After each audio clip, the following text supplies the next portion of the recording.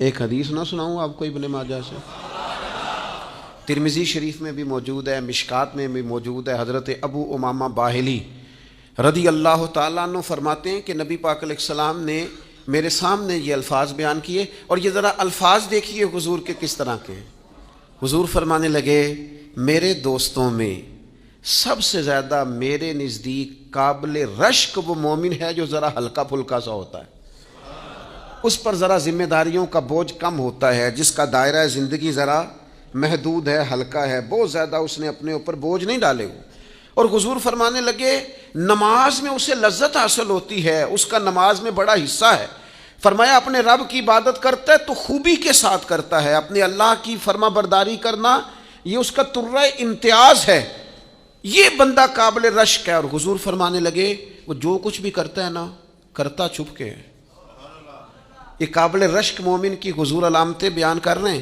فرماتے ہیں وہ بندہ گمنامی میں رہتا ہے، چھپا ہوا رہتا ہے، اٹھ بلے آ چلو تھے وسیے جتے وس دینی سارے ینے، نہ کوئی ساڈی ذات پچھانے نہ کوئی سانو منے، چھپا ہوا رہتا ہے۔ اور حضور فرماتے ہیں یہ قابل رشک ہے جس کی طرف انگلیوں سے اشارہ نہیں کیا جاتا۔ وہ حضرت جا رہے ہیں، وہ چودھری صاحب جا رہے ہیں، وہ دیکھو فلاں گیا، انگلیوں سے لوگ اشارہ نہیں کر، قابل رشک مومن ہے۔